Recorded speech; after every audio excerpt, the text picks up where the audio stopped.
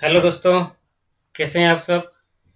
आशा करता हूं कि आप सब मज़े में होंगे, घर पे होंगे और पढ़ाई ज़बरदस्त कर रहे होंगे। बच्चों, ये हमारा थर्ड वीडियो है जो बहुत बहुत महत्वपूर्ण है आपकी एग्ज़ाम्स पॉइंट ऑफ व्यू से। तो कुछ फिलर के बेस्ट क्वेश्चन हैं। मैं आशा करता हूं आप लोग अंत तक इसको ज़रूर देखिएगा। और मैं आपको ये वादा करता हूं कि अंत तक अगर आप जुटे रहेंगे, देखेंगे, बहुत सारे चीज़ आपको सीखने को मिलेगा। तो जो फिलर क्वेश्चन से बहुत अहम भूमिका है इस सेक्शन की आपकी एसएससी एग्जाम्स में। और हम सोचे कि चलो आज कुछ क्वेश्चंस लेके आते हैं बच्चों के लिए, ताकि उनको बहुत सारा चीज़ सीखने को मिले। तो इसीलिए बच्चों कुछ क्वेश्चंस हम आके लाके आए हुए हैं आपके लिए। तो आप देख सकते हैं ये सब एसएससी फिलर्स हैं। और एसएससी फिलर्स में आपको एक ब्लैंक क्वेश्चंस दिए जाते हैं। You get single blank fillers in SSC questions, SSC exams, sorry. So now let us go to the question and see how we can solve the questions. हम पहले questions को जाएंगे और उसे देखेंगे कि हम किसी तरह के सॉल्व कर सकते हैं।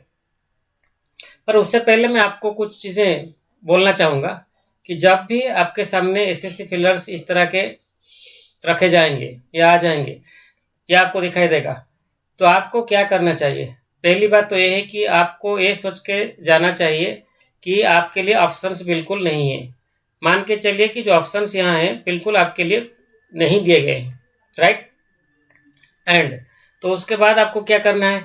आपको सेंटेंस को अच्छी तरह से पहले से लेकर अंत तक पढ़ देना है।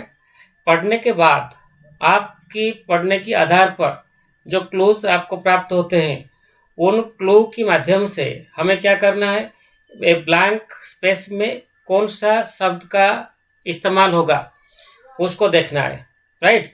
यहाँ एक वर्ड जो यूज होगा, हाँ, whether it should be an adjective और ए वर्ब और ए नाउन, वो क्लू हमें कंटेक्स्ट से मिल जाएंगे, राइट?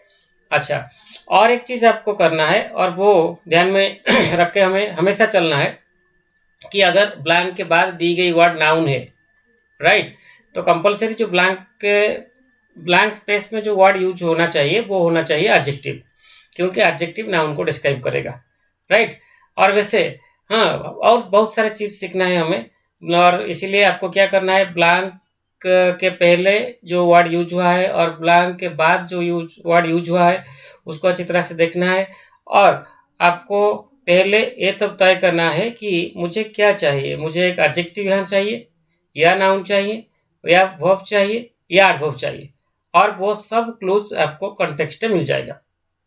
ओके, इतने करने के बाद यानी एडजेक्टिव या वर्ब या नाउन यहाँ आएगा, वो तय करने के बाद और किस तरह का मीनिंग, मतलब वो वर्ड का होना चाहिए, उसके बारे में जानने के बाद हमें ऑप्शंस को जानना चाहिए। ऑप्शंस को जानने की बात तो हमें करनी ही होगी, डेफिनेटली ऑप्शन को जाना ही होगा। ऑप्शन को बिना न गए हम तो एलिमिनेट नहीं कर पाएंगे। तो हम क्या करेंगे? ये दो चीज़ें करने के बाद आई एम रिपीटिंग, और एक बार मैं आपको बोलना चाहूँगा, यहाँ जो वर्ड यूज होगा उसका पार्ट ऑफ स्पीच जानने के बाद और मीनिंग जानने के बाद हमें डायरेक्टली ऑप्शन को जाना है। और जिस ऑप्शन वही पार्ट ऑफ स्पीच में नहीं लिखी गई है और उसका मतलब कुछ और है, तो जो हमें चाहिए होता है, तो उसको हम डायरेक्टली एलिमिनेट कर देंगे और आराम से आंसर को जाएंगे। क्लियर? ओके, आशा करता हूँ कि यहाँ तक आपको क्लैरिटी मिल गई होगी। तो अब चलते हैं बच्चों सेंटेंस की ओर, देखते हैं, इसको पढ़ते हैं और समझ लेते हैं। यहाँ बोला जाता है वी आर फैसिनेटेड, राइट? तो वी का मतलब क्या है? हम है। फैसिनेटेड का मतलब है मोहित हो जाना, आकर्षित हो जाना। अगर आप देखेंगे ना तो ये पार्ट आपका मतलब यहाँ सब्जेक्ट हो गया क्या? वी आर हो गया वर्ब, फैसिनेटेड जो है वो एडजेक्टिव है। ओके, फैसिनेटेड का मतलब मोहित हो जाना। मोहित हो जाना एक स्टेट है, इसीलिए इसको मैं एडजेक्टिव बोलना चाहता हूँ, राइट? ये एडजेक्टिव है एक्चुअली। अच्छा, हम मोहित हो गए। अच्छा, किससे? By the site. साइट का मतलब है दृश्य। किसी एक चीज की दृश्य से या किसी एक चीज को देखने के बाद हम बहुत आकर्षित हो गए या मोहित हो गए। I am sure you must have understood. The sentence wants to say that we were fascinated, attracted by seeing something. What is that? What is that we saw? Dash ants. Okay, यहाँ जो देखो बच्चों, यहाँ ants noun है, यहाँ जो भी word use होगा वो एडजेक्टिव होगा, राइट। तो डैश ants का मतलब हो जाएगा किसी तरह के चिंटियां, राइट। और आपको चिंटियों की कहानी मतलब मालूम होना चाहिए। चिंटियां जनरली बहुत मेहनती होते हैं, परिश्रमी होते हैं। तो यहाँ जो वर्ड यूज होगा वो जनरली उसका मतलब हो जाएगा मेहनती और परिश्रमी, क्योंकि आप देख सकते हैं आंट्स के बाद जो फ्रेज यहाँ से लेके यहाँ तक लिखा गया है, इसका मतलब है कैरिंग फूड का मतलब क्या है? भोजन लेके जाना। आंट हिल के अंदर भोजन लेके जाना। आंट हिल का मतलब है वही जो मिट्टी का बना हुआ घर जैसा स्ट्रक्चर आप देख सकते हैं जहां आंट्स यूजुअली रहते हैं। और यहाँ बात हो रही है उस घर के अंदर क्या लेके जाना? खाद्य या भोजन लेके जाने की बात हो रही है। तो फिर वो भोजन जो लेके जा रहे हैं, जो जो चिंटियां भोजन लेके जा रही हैं डेफिनेटली, तो वो कंपल्सरी मेहनती होंगे, right. Because we are talking about the carrying of food into the ant hill, and it is quite clear that ants are very hardworking. They are carrying food into the ant hill, and we need an adjective here. We need an adjective here which carries the meaning hardworking, जिसका मतलब है hardworking. तो इतना हमें पता चल गया कि यहाँ जो वर्ड हमें चाहिए वो एडजेक्टिव होना चाहिए और उसका मतलब होना चाहिए मेहनत। इतना पता चलने के बाद आराम से आप जाइए ऑप्शन को देखिए। ऑप्शन नंबर 1 जो वॉल्यूमिनस लिखा गया है, it means extremely large in size, big, very big. तो हमें चाहिए एक एडजेक्टिव जिसका मतलब है मेहनती, तो इसका मतलब कुछ और है, तो हम पहले एलिमिनेट कर देते हैं 1 को। आशा करता हूं समझ में आया। अब चलते हैं ऑप्शन नंबर 2 की ओर। Voracious, this word can be used in both positive and negative context. Positive context में जब इसको हम यूज करते हैं तो इसका मतलब हो जाता है वोरासियस रीडर, यूजुअली रीडिंग। जिन जिन जिन लोगों के अंदर रीडिंग के लिए एक भारी मतलब लालसा है और एपिटाइट है, उनको बोलेंगे वोरासियस रीडर, राइट। एंड इट्स और एक इसका एक मतलब और एक है नेगेटिव है मतलब, और नेगेटिव मतलब के हिसाब से अगर जाएंगे तो इसका मतलब हो जाएगा लालची, राइट, पेटू और भुक्कड़, राइट। तो now as you can see in the context of reading it has not been used here, right, and it carries a negative meaning in the other context. So now option number 2 stands eliminated. अब चलते हैं option number 3 की ओर। मैं आपको यहाँ बोलना चाहूंगा जो एसिडियस है इसका मतलब है हार्ड वर्किंग। एक बहुत अच्छा वर्ड है, बार बार एग्जाम्स में पूछा जाता है, हार्ड वर्किंग। और कुछ आप सिनोनिम्स, अच्छा सिनोनिम्स देख सकते हैं यहाँ, शेड्यूलर्स और एक पेन्स टेकिंग। फिलहाल बहुत सारे सिनोनिम्स है इस वर्ड के, मैं 1 2 3 बोल दिया आपको। एसिडुअस पर्सन बोल सकते हैं। एसिडुअस हम एनिमल्स के पास भी यूज कर सकते हैं। एसिडुअस एंट्स का मतलब हो जाएगा मेहनती चिंटियां, राइट। तो कॉन्टेक्स्ट से हमें जो मीनिंग चाहिए वो यहाँ से निकल गया। तो आप देख सकते हैं ऑप्शन नंबर 3 आपका करेक्ट हो गया। अब चलते हैं ऑप्शन नंबर 4 को, देखते हैं कि इस ऑप्शन क्यों करेक्ट नहीं होगा।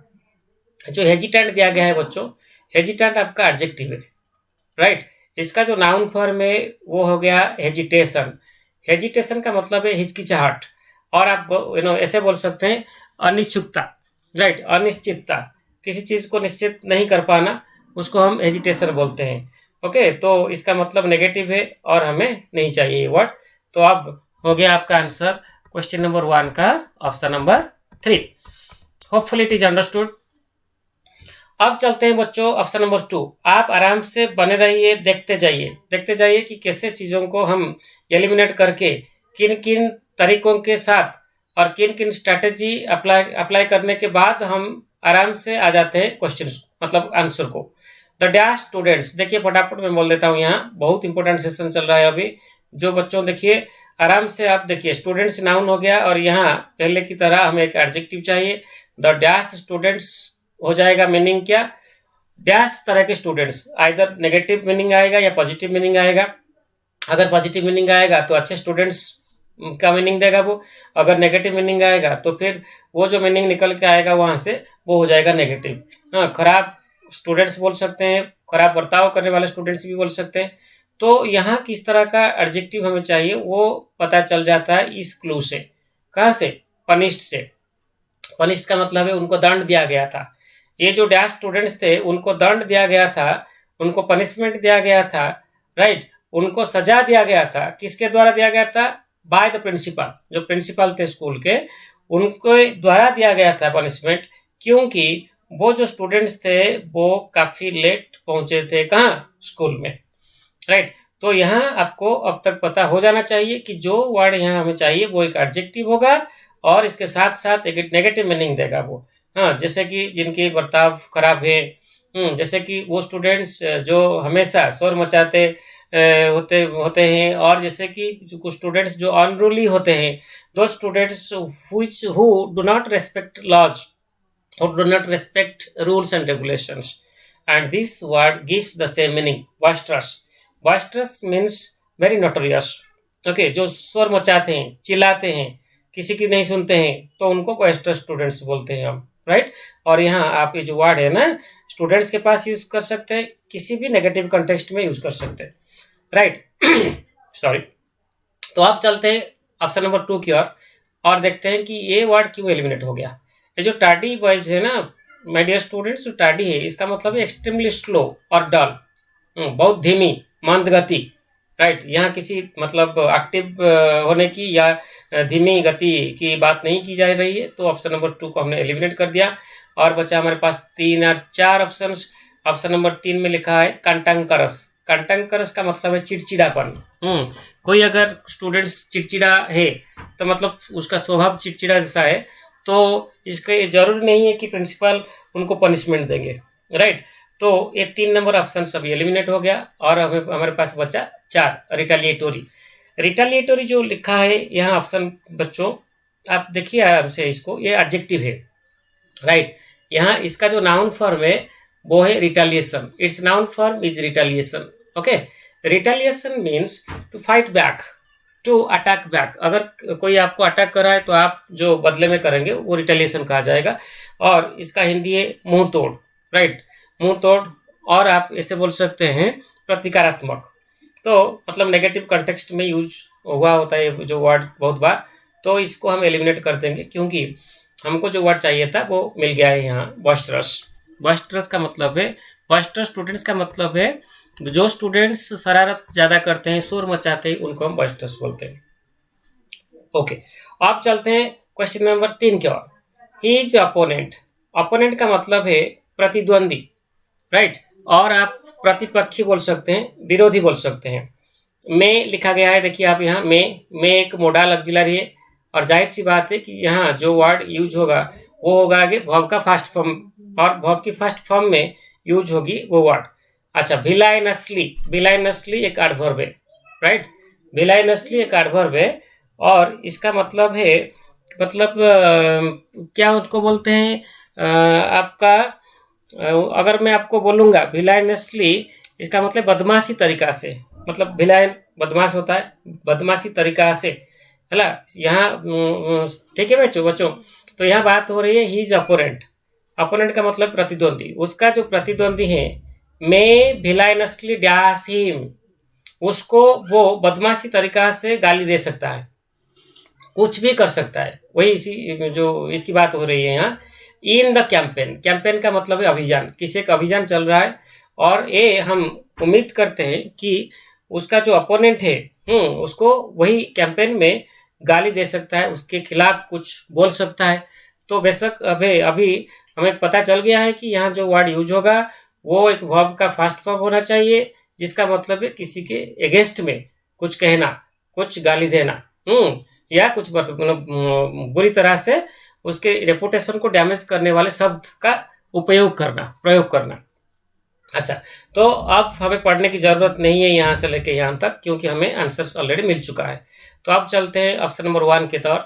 And please do remember that lionise is a verb and the verb is in first form. Traduce is also a verb in first form. Trample is a verb. Fraud is also a verb. Right? And here, as I said, we need a verb which gives us a wrong meaning, a negative meaning. Not wrong meaning, sorry, a negative meaning. And now lionize gives us a positive meaning. Lionize means to respect someone overly. To overly respect someone, किसी को बहुत ज्यादा respect देना, तो ये positive context में use होता है जनरली, तो ये एलिमिनेट हो गया, राइट। ट्रैम्पल, ट्रैम्पल का मतलब है कुचल देना, निचोड़ देना पैरों तले, तो ये हो गया एलिमिनेटेड। प्रॉड का मतलब है उस्काना, किसी को भड़काना किसी चीज के खिलाफ, तो अभी ये भी हो गया कंटेक्स्ट के हिसाब से रॉन्ग मीनिंग कैरी किया, तो हम एलिमिनेट इसको भी कर दिए। और बचा हमारे पास क्या, traduce. Traduce means to speak ill against a person, किसी एक आदमी के खिलाफ में कुछ शब्द बोल देना ताकि उसका जो रेपुटेशन है वो नष्ट हो जाए, राइट। तो ये हो गया ट्रेड्यूस, और यहाँ इसके बारे में बात हो रही है। आशा करता हूँ यहाँ तक समझ में आ गया आप सबको। अब चलते हैं क्वेश्चन नंबर 4 की ओर, और यहाँ आप देख सकते हैं क्वेश्चन नंबर 4 में द मैन जो है वो है सब्जेक्ट, राइट। हाज ये उसका वर्ब प्रेडिकेट। द मैन हाज का मतलब है आदमी का है, क्या है, रेपुटेशन है, ख्याति है, प्रतिष्ठा है। जिस आदमी का रेपुटेशन है, जाहिर सी बात है कि वो बहुत अच्छा डेफिनेटली होगा। अच्छा, तो यहाँ जो वर्ड यूज होगा वो एडजेक्टिव होना चाहिए, जिसका मतलब होना चाहिए क्या, ईमानदार। अगर ईमानदार ना होता तो शायद रेपुटेशन उसका ना होता, तो एक ईमानदार अच्छा इंसान का रेपुटेशन होता है। तो यहाँ जो वर्ड भी हमें चाहिए तो उसका मतलब हो जाएगा ईमानदार और सच्चा, ओके, सत्यनिष्ठ, इस तरह का एक मीनिंग कैरी करने वाला वर्ड हमें चाहिए। तो हमें लास्ट तक पढ़ने की जरूरत नहीं है, फिर भी मैं आपके लिए पढ़ लेता हूँ। So people generally respect him a lot.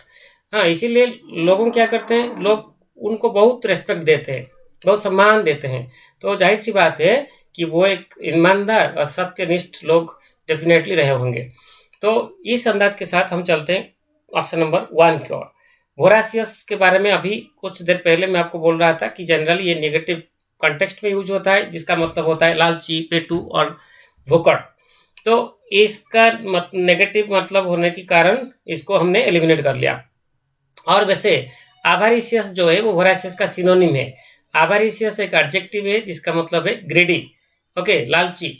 तो यहाँ लालची, लालच की बात नहीं हो रही है यहाँ, तो ऑप्शन नंबर 2 एलिमिनेट हो गया, ओके। अच्छा, अब रहा क्या बच्चों, एफ्लुएंट। प्यारे बच्चों, जो एफ्लुएंट है एक पॉजिटिव मीनिंग तो एक्सप्रेस कर रहा है, पर इसका मतलब है अमीर, रईस, वेरी रिच। एफ्लुएंट का मतलब है आपका वेरी रिच, और इसका और एक अच्छा सिनोनिम है वेल्दी, ओके, धनवान। तो अभी ये वर्ड भी एलिमिनेट हो गया, हमारे पास रहा वेरासियस। वेरासियस मतलब है perfect, right, honest, truthful, right. हमेशा ध्यान देना चाहिए इस वर्ड को। इसका वर्ड मतलब है वेरासियस का मतलब है ऑनेस्ट, परफेक्ट और ट्रूथफुल। जो सच्चा ईमानदार आदमी है उसको हम वेरासियस बोलते हैं। अच्छा, अब चलते हैं बच्चों इस सेशन की लास्ट क्वेश्चन की ओर। आप देख सकते हैं यहाँ एक बहुत अच्छा ट्रिकी क्वेश्चन है। तो पहले इस क्वेश्चन के बारे में कुछ बोलने से पहले, उसका मतलब बोलने से पहले मैं आपको बोलना चाहूंगा कि इस सेंटेंस टोटल सेंटेंस में कितने क्लॉजेस हैं। आप यहाँ से यहाँ तक देखिए, यहाँ एक क्लॉज है, राइट। इस क्लॉज का सब्जेक्ट आई है और लाइक जो है वो वर्ब है, ओके। तो यहाँ से लेके यहाँ तक और एक क्लॉज है, यहाँ सब्जेक्ट दे रखा है, और ये जो ऑलवेज है वो एडवर्ब है, और हमें यहाँ चाहिए वर्ब का कोई फॉर्म, फर्स्ट फॉर्म या सेकंड फॉर्म, वो हम कुछ देर के बाद चर्चा करने वाले हैं। तो और एक क्लॉज है ये वाला, वन थिंग इज। ये जो इज लिखा हुआ है ना बच्चों, ये वन थिंग के लिए लिखी गई है। वन थिंग सब्जेक्ट हो गया, इज उसका प्रेडिकेट हो गया, तो ये एक क्लॉज बना दिया। तो टोटल ये सेंटेंस में 3 क्लॉजेस हैं। अगर आपको क्लॉजेस और फ्रेजेस के बारे में जानकारी ना हो तो मैं आपकी जानकारी के लिए ये बोलना चाहूंगा कि clauses are those parts of the sentences which have subject and verb. Please remember, a clause will always have a subject and a verb, right? But if we talk about phrase, a phrase may not have a subject and a verb. It is just a group of words, without a main verb, right? So don't forget this. It is very simple. A clause will always have a subject followed by a verb. Subject plus verb makes a clause, but a phrase is just a group of words which do not have a main verb. जिसमें आपको main verb नहीं दिखाई देती है, just आपको एक group of मतलब words दिखाई देता है, उसको हम फ्रेज बोलेंगे। तो आप यहाँ देख सकते हैं वन थिंग इज, ये हो गया एक क्लॉज जिसका सब्जेक्ट हो गया वन थिंग और इज हो गया verb. I like about my friend, I हो गया सब्जेक्ट और लाइक हो गया उस पार्ट का वर्ब। और ही ऑलवेज डैश फॉर परफेक्शन, यहाँ जो ब्लैंक के वर्ड में यूज होगा वो हो जाएगा एक वर्ब, राइट। तो अब हम चलते हैं मीनिंग की ओर और देखते हैं कि एक्चुअली क्या मीनिंग निकल के आती है सेंटेंस का और हमें किस तरह का वर्ड चाहिए होते हैं इस ब्लैंक के लिए। देखिए वन थिंग का मतलब क्या हो गया, एक चीज, right. I like about my friend का मतलब क्या हो गया, जो मैं मेरे दोस्त के बारे में पसंद करता हूँ। इज वो ये है कि ही ऑलवेज, वो हमेशा, डैश फॉर परफेक्शन, परफेक्शन का मतलब है पूर्णता, राइट, पूर्णता। ओके, तो पूर्णता हो गया आपका इसका मतलब। ओके, तो मैं ये बोलना चाहता हूं कि मैं मेरे दोस्त के बारे में मैं ये एक चीज पसंद करता हूं कि वो हमेशा पूर्णता के लिए प्रयास करता है, मतलब वो पूर्ण जो कुछ चीज करता है उसमें परफेक्ट बनने की प्रयास हमेशा करता है। तो आपको पता चल गया होगा कि हमें यहाँ जो वर्ड चाहिए वो एक वर्ब का फर्स्ट फॉर्म रहेगा और उसके साथ हमें एस और ईएस यूज करना होगा, क्योंकि इस क्लॉज का जो सब्जेक्ट है वो है ही, जो कि है थर्ड पर्सन सिंगुलर नंबर। और हमें इंग्लिश में एक चीज हमेशा ध्यान में रखते हुए चलना है कि अगर सब्जेक्ट एक सेंटेंस में थर्ड पर्सन सिंगुलर नंबर हो तो उस सेंटेंस में कोई वर्ब है और उस सेंटेंस की टेंस फॉर्म प्रेजेंट सिंपल है तो हमें हमेशा उस वर्ब के साथ आइदर एस और ES depending upon the context use करना होगा, राइट। तो इतनी चीज आप याद रखिए और हम चलते हैं अभी ऑप्शन की ओर। देखिए पहले ऑप्शन तो ए वाला एलिमिनेट हो जाएगा क्योंकि इसके साथ एस ईएस नहीं लगा हुआ है, तो आप एलिमिनेट कर दीजिए इसको। उसके बाद रहा आपका लिव्स फॉर का मतलब है किसी के लिए जी के रहना, मतलब इस उद्देश्य के साथ जीना। तो आप सबको मालूम होना चाहिए कि कोई इंसान सिर्फ पूर्णता के लिए नहीं जी के रहता है, राइट, उसका और भी बहुत सारे मकसद होते हैं जिंदगी में हासिल करना। ओके, तो ये उसका जो मीनिंग है वो निकल के आया नेगेटिव मीनिंग, इसलिए हम एलिमिनेट कर दिए। अब चले सर्च फॉर समथिंग मीन्स आप कब सर्च करते हैं किसके लिए, जब अगर आप कब किसी चीज के लिए ढूंढते रहते हैं, तब जब आपका वो चीज खो गया हो। तो यहाँ कोई भी चीज किसी का खोने की बात नहीं हो रहा है या कोई भी मतलब खो नहीं दिया है, तो यहाँ 3 नंबर ऑप्शन से एलिमिनेट हो गया। अब हमारे पास बचा स्ट्राइव्स फॉर का मतलब है प्रयास करना, जुटे रहना, तो मेहनत करना किसी चीज को पाने के लिए, राइट। तो बेशक अभी आंसर हमारा ऑप्शन नंबर 1 हो गया। तो बच्चों इस तरह के बहुत सारे इंटरेस्टिंग सेशंस हम आपके लिए लेके आने वाले हैं अगले दिनों में। तो आशा करता हूं कि आज की वीडियो आपको पसंद आया और आप डेफिनेटली एक शेयर, लाइक और सब्सक्राइब इसको कर दीजिए ताकि हम अच्छी तरह से और बहुत सारे चीज़ आपके लिए आने वाले दिनों में लेके आ सकते हैं। Thank you all for watching the video till the end and have a very nice day ahead.